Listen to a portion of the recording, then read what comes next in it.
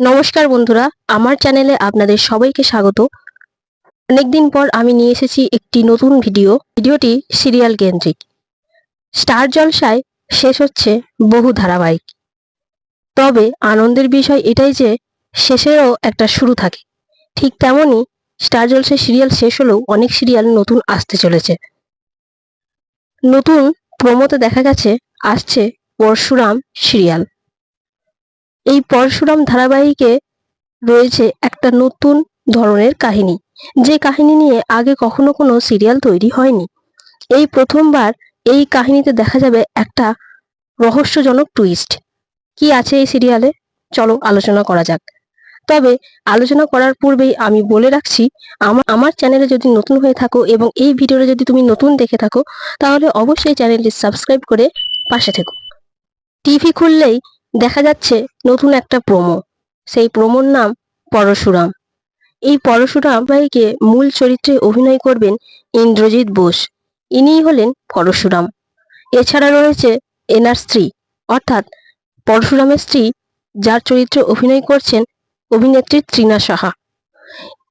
এই গল্পে দেখা যাবে পরশুরাম তার স্ত্রী এবং দুই সন্তান, অর্থাৎ এক পুত্র ও এক কন্যাকে নিয়ে স্বাচ্ছন্দ্যে সাদামাটা দিন যাপন করে। পরশুরাম আসলেই একজন সাধারণ মানুষ, যে নিয়ম অনুসারে সংসারে আবর্ত। গল্পের প্রমোতে দেখা গেছে পরশুরাম থলে হাতে বাজারে যাচ্ছে এবং সেই বাজারে ভিড়ভাট্টার মধ্যে মাছওয়ালারা তাকে ডাক দিচ্ছে মাছ কেনার জন্য। পরশুরাম মাছ কিনতে দরাদরি করছে। এমন সময় দেখা যায় কয়েকজন গুন্ডা বাইক নিয়ে আসছে সামনের দিকে। তারা আসলেই ভিলেন। তা দেখে পরশুরাম মাছওয়ালাকে মাছের ওজন করে রাখতে বলে এবং সে চলে যায় একটা গোডাউনের দিকে। সেখানে তাকে অন্য এক চরিত্রে আমরা লক্ষ্য করি। শুরু হয় গুলির আওয়াজ। গুন্ডাদের ধূলিসাৎ করে পরশুরাম ফোন করে তার অফিসে। আসলে এই পরশুরাম হলো আন্ডারগ্রাউন্ড অফিসার। তার কাজই হলো দেশ সেবা, সমাজ সেবা করা। সেই গুন্ডাদের মারার পর সে মূল অফিসে পৌঁছে দেয়, ঘটনা জানিয়ে দেয় তার কাজ পূর্ণ হয়েছে।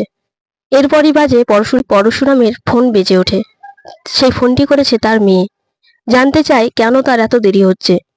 পাশ থেকে গুলির আওয়াজ শুনে তার মেয়ে তাকে জিজ্ঞেস করে, বাবা কিসের আওয়াজ হচ্ছে?